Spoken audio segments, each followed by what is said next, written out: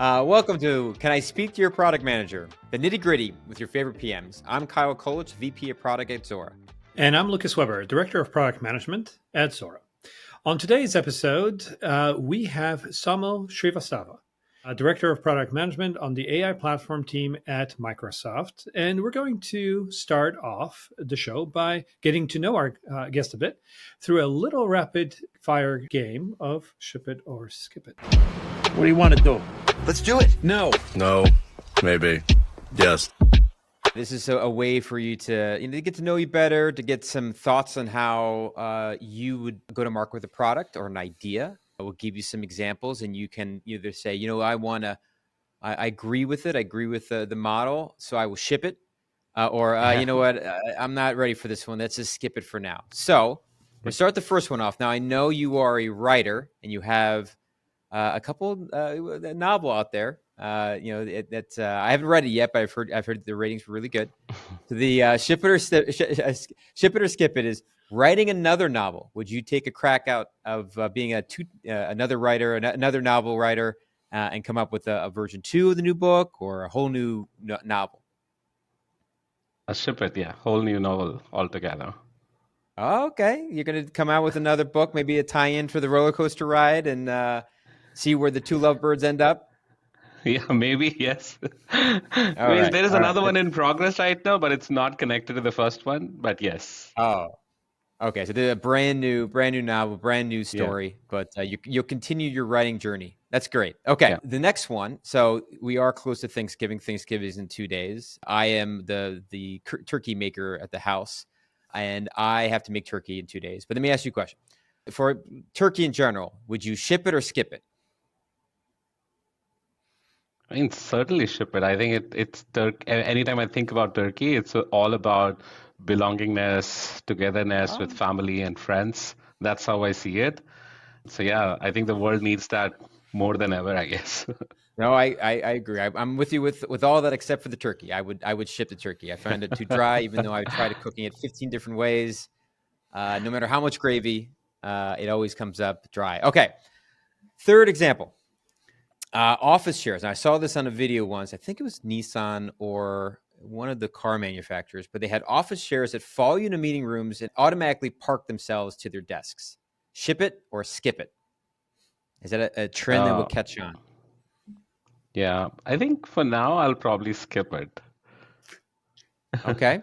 Yeah. All right. Skip it for now. I think it's a little over the top. I thought it was a little over the top. It was kind of cool watching the chairs glide on the desk once the button was pushed, but maybe that's just a task we should keep on doing. Yeah, I think with the remote world we are all in, right now it's a question about the existential crisis of the current infrastructure. So investing more on it at this point of time, I think we have to wait to how the remote work changes over the years. So got it. Makes sense. All right. Lucas, you got one? You want to fire one out? Yeah, I was going to throw one out here. So going way back into your history of doing amazing things, Saumil, I saw that at one point you actually worked on RFID tags. These are radio frequency identification devices that would be attached to products, and they would help people track these things through the supply chain. So do you think RFID tags will make a comeback? I think the technology has advanced so significantly that there is much better versions of RFID tags. Means there will be some sort of tags for sure in supply chain, but would it be in the form of RFID? I think probably not. So, yeah. Okay, got it. So the concept of tracking goods through the supply chain, ship it, but the particular technology maybe for that tracking, had its time, never really went anywhere. Skip it. Cool. Right. All right, Saumil, we're going to switch over to PM Power Moves. Powering up. Power move. These are the nitty gritty day-to-day stuff, and really wanted to get your take on what's currently happening for you in the world of PMs at large. So maybe you can just jump in and tell us, what are you working on right now? Yeah. So right now, since I'm part of AI platform team, I think one of the key problems that everyone in my team is trying to solve is how do we get best of the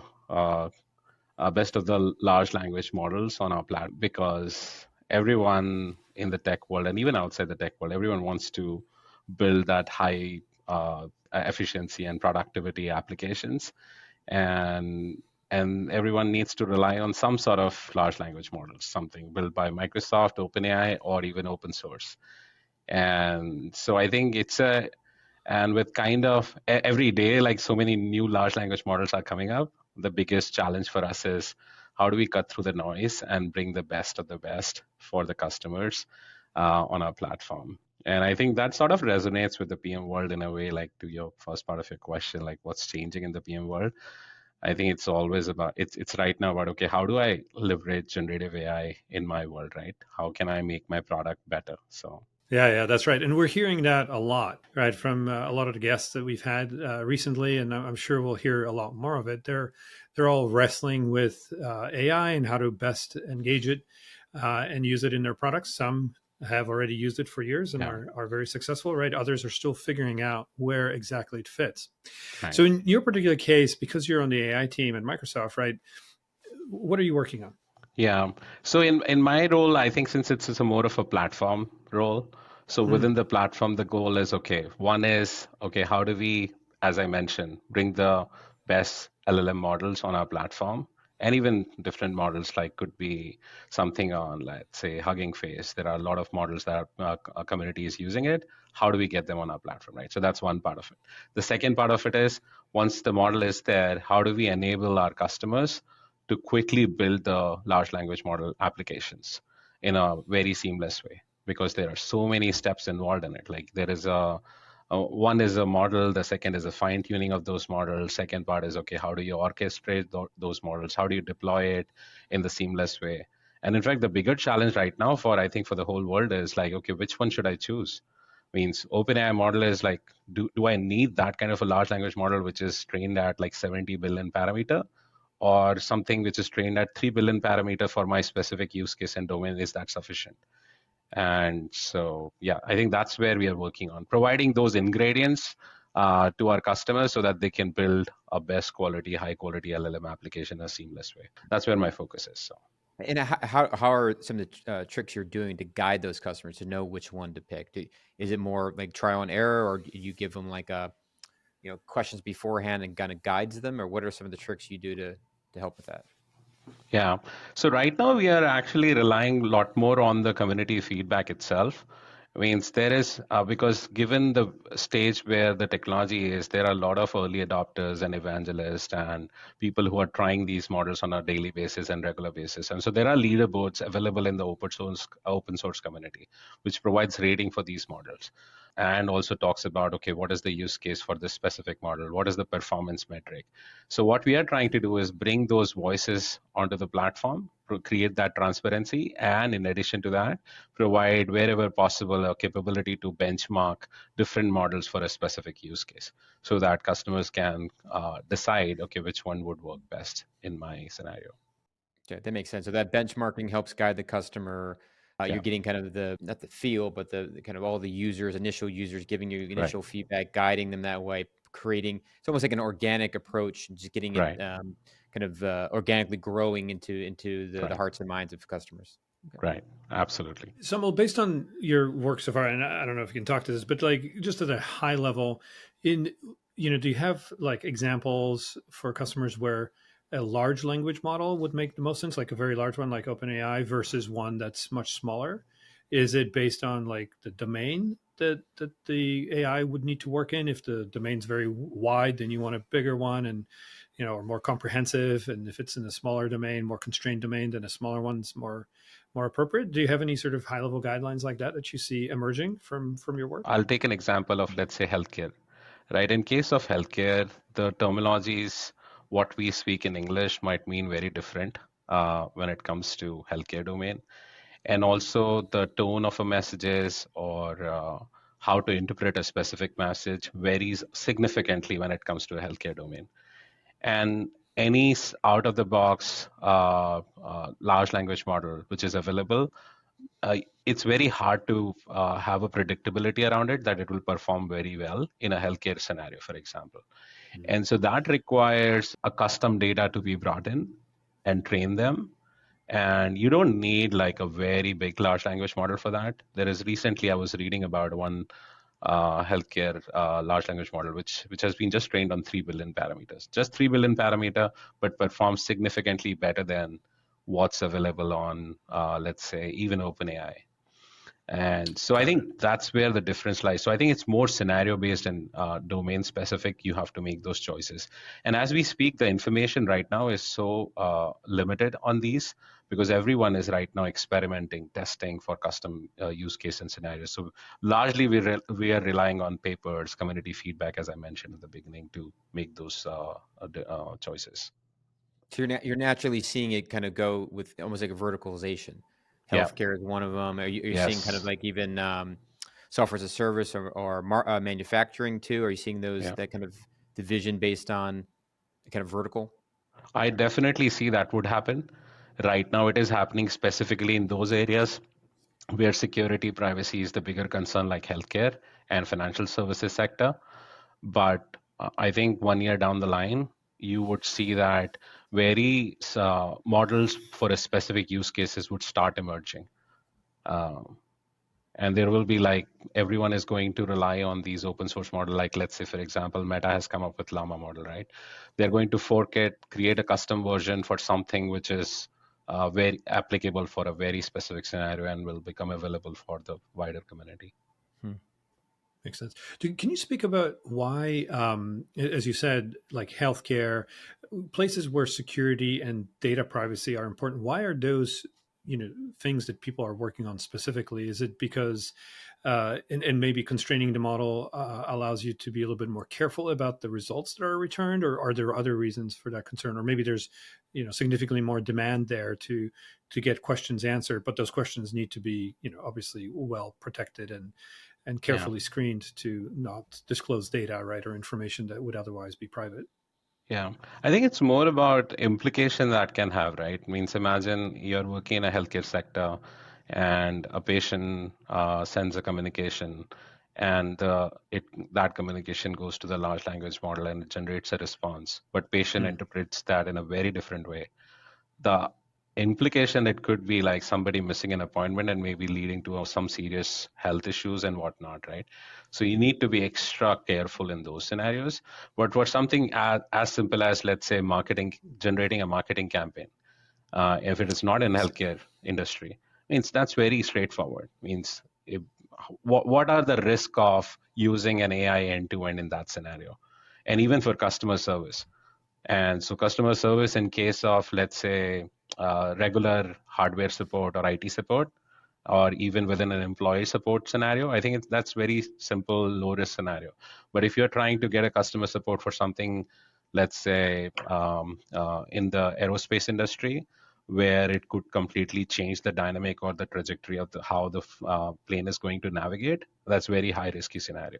So I think that's where the balance needs to happen. So it's getting adopted in a low risk scenario because it's so early, but people are bringing their own custom data and spending a lot of time in fine tuning those existing models in order to apply in these high risk scenarios step by step. Okay, it makes sense. So as things evolve, obviously the benefits of AI and putting these kinds of systems are clearly understood, or at least the opportunity is there. Yeah. And so, but the problem is that one needs to be careful. And so these domains, and so the testing is starting early, and folks are starting with smaller models to constrain the response set so that it's much more controlled. Cool. Yeah, awesome. especially the patient one. That could be really tricky. You don't want to get like the wrong message saying, "Oh, you should do some bloodletting." Like, that was from the 18th century. Like, when? I think I need penicillin. Exactly. And if you guys have played around in your personal capacity with ChatGPT, you would see that sometimes it starts hallucinating. And so in such scenarios, like, unless you have tested it right, really end to end, means it's a big risk to put it in front of the customer. So no, I noticed that, especially if you have it write something for you and you don't read it before you send it, you may want to read it and tweak a little bit, because it might be saying something that you're not intending, and that could lead to bad things. I mean, I think we all heard about that lawyer who I think he did a briefing with just I think it was just ChatGPT 3, maybe 4. I don't know what the latest version, but Yeah. it was completely wrong. It was making up pieces of the Yeah. cases, and the judge threw him out because this is insane. This right. So Exactly. And I think that's where the fun part is, right? So Yeah, yeah. That was definitely generative, right? In the yeah. sense of yeah, new stuff that nobody's seen before. Anything else in this particular domain that you feel like you're wrestling with right now, or something that would be helpful for PMs to consider as they play with AI? Yeah, I think one of the key thing which is definitely changing apart from generation of models, as I talked about, means building an LLM application for experimentation is extremely easy. But when it comes to deploying something in production, there are so many things to think about. How are you going to evaluate your LLM application, right? Means just like you test your regular machine learning model. What are the metrics you need to consider? Then how are you going to monitor on a regular basis? What about the compute resources? How are you going to optimize your cost?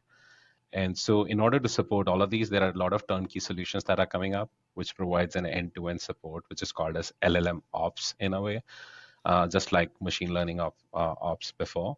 And the second piece of that is you can imagine a world maybe 2 years later or 3 years later.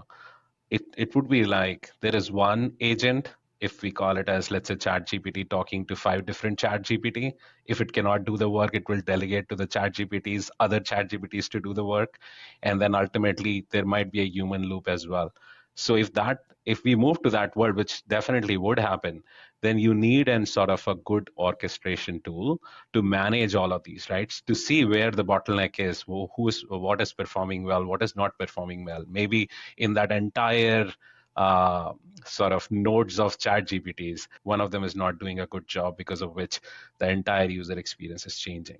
So I think there is a rise of orchestration framework and rise of tools to manage that LLM ops that's happening significantly. So I see. So you're looking at where companies are going to start looking at multiple nodes of LLM or Yeah. ChatGPT, and each one will have a certain specialty. It's almost Right. like our support system, right? Where you have Exactly. like your tier 1 support, tier 2 support, tier 3 Yeah. support. Yeah. You're kind of bouncing around that, but as anyone's gone through support, it can be very frustrating sometimes. Yeah. Where you just get the blanket answer, but how do you optimize each node so you're Right. probably not forcing the customer to go to all 4 or 5 and then have a bad experience, where they can hopefully get settled in the first 1 or 2. So their metric is probably more of keeping 1 and 2 optimized, and 3 or 4 kind of like that last stand type of thing.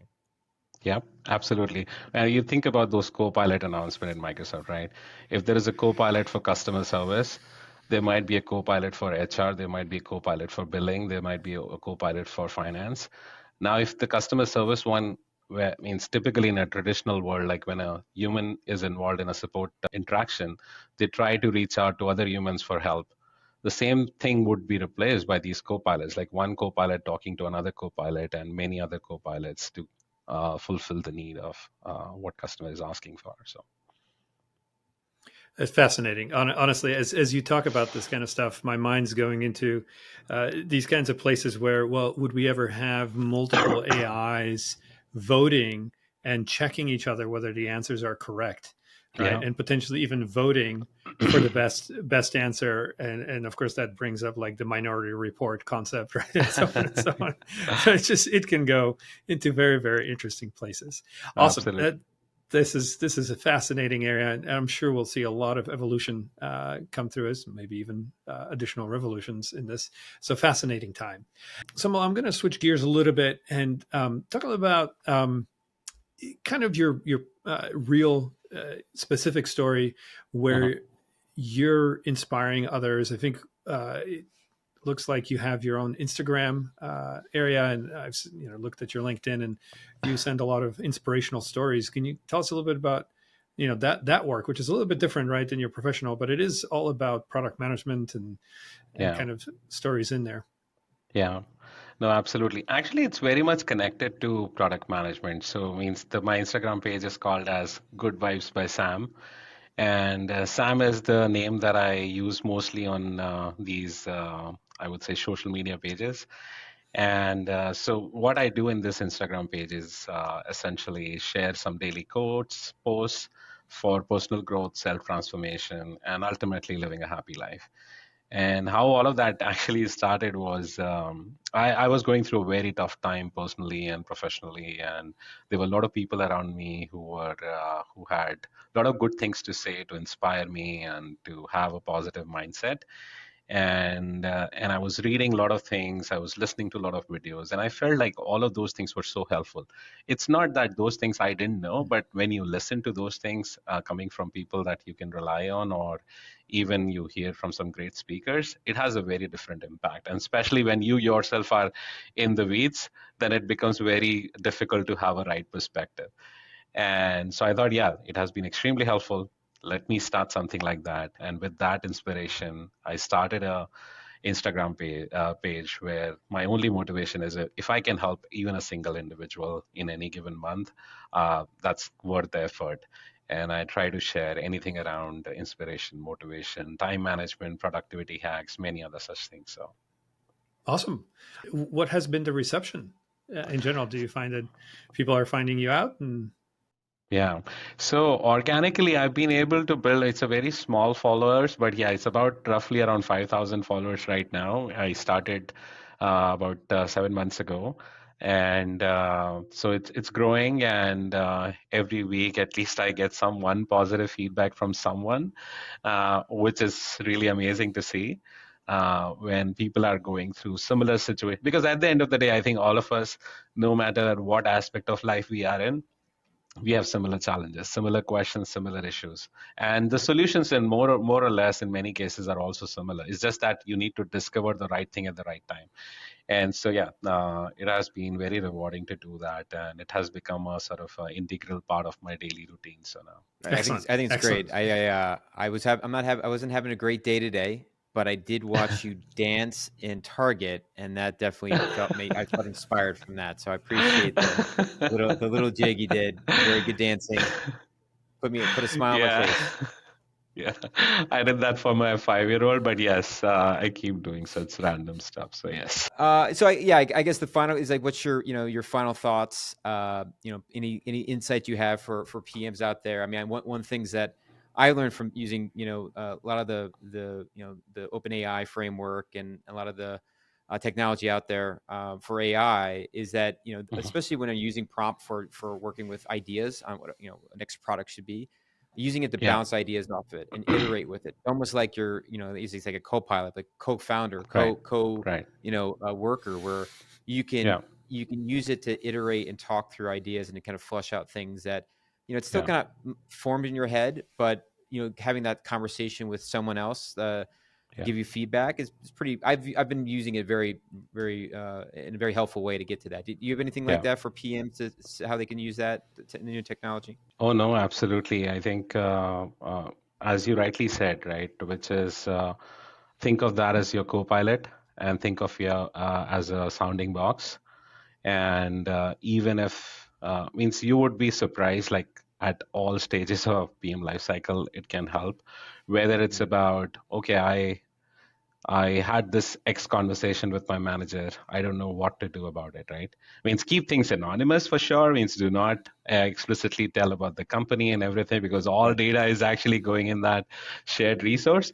But yeah, talk about those things. Means talk about I just joined the company. For example, I'll share like when I joined the company, I was thinking, okay, what should be my 30-day strategy in order to seed myself in the team? Like, what should I do? And OpenAI, the ChatGPT created an awesome plan around that, right? And it, as you said about brainstorming ideas, like when you're thinking about something which you don't even understand, like when I joined the team, a lot of these terminologies around Llama, LangChain, semantic kernel, everything was Hebrew for me. I had zero idea what was happening. OpenAI's and ChatGPT accelerated my learning significantly when people were busy with their work and in conferences and you cannot connect with them. This is your best bet. Ask, use it as a tutor, accelerate your learning. What you will accomplish by yourself in 1 week, probably you can do that in a day with the help of ChatGPT. So there are tons of scenarios, honestly. So Yeah. Now that you say, there are a number of terms or acronyms that people throw at me all the time. There are domains that I'm not particularly familiar with, and I think you're suggesting that look, use the tool to both as a research, Yeah, at least initial research, obviously verify right yeah, what comes back, but initial research and or brainstorming, yeah. which is a really great idea.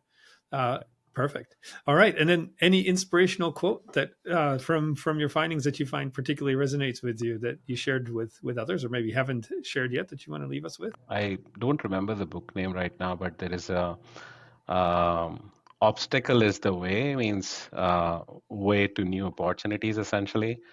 I think that has been I would say, in the last 2 years, always behind my back. Anytime there is an obstacle, just change your perspective around it.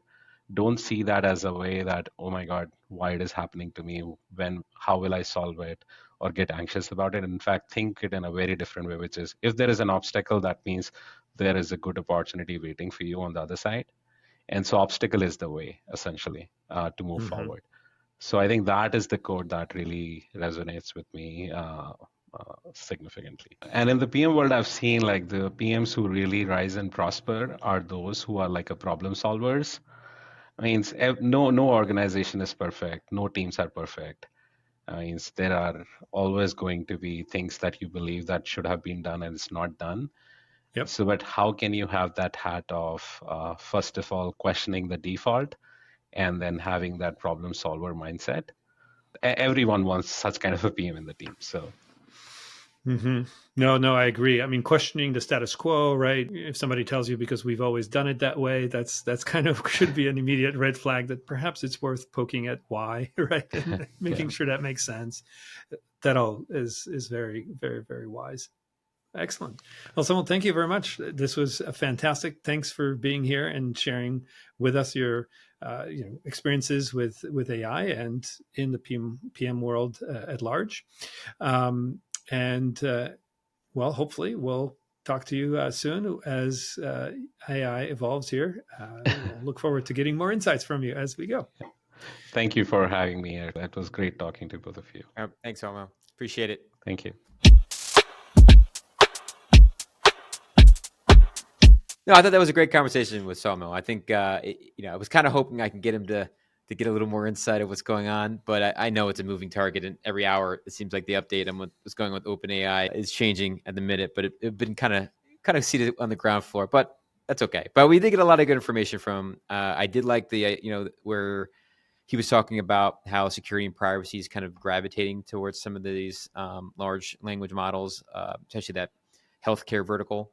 And it does seem like there's a trend that those are going to become more verticalized or specialized. I think that's where he talked about, and I thought that was interesting with the with the customer success or service model, where you're going to have these different agents or nodes, and each one will be their own kind of specialist, and they'll all be kind of expert, working right? together kind of working to solve the problem.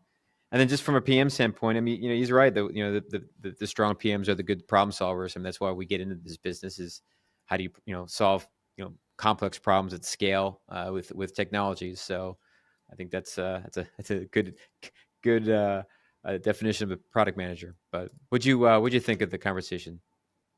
Yeah, no, look, it's amazing to be able to chat with somebody, no pun intended, right? Who's in AI and of course, Saumil is also quite inspirational. If you do take a look at some of the items that he's posting, it's a lot of kind of pithy sayings and how to find balance in work and life and so on. So it's kind of interesting, and I think worthwhile perusing. The fact that you can clearly see that the field is currently in an exploration phase, right, where everybody's launching large language models. There's a lot of different things that people are trying out. It's interesting when we ask someone for direction, right, and kind of advice as to what to try. And the answer was, well, we just don't know yet, right? Like literally what we're trying to do is bring the folks that are involved in these, in training these LLMs and setting them up, right, to actually comment and provide information about how they used it, where it was successful. So it's more of a instance by instance advice and not a generalized advice yet. So we're just not there yet. And this field is very rapidly evolving. So that was my takeaway, kind of critically there. And I did like kind of going into the details of, why would security or privacy be a major concern in an area of research right now? And it just feels like there's a lot of potential there, but also because of the potential implications, liabilities, and things like that, the testing starts now and might last a lot longer than, as Saumil pointed out, marketing systems. So I think that was very valuable. And I do find that, ultimately when he says that book about obstacles the way, it's an interesting way to say it. Obviously, not every obstacle is the way. There are certainly some obstacles like walls that you probably should just leave alone.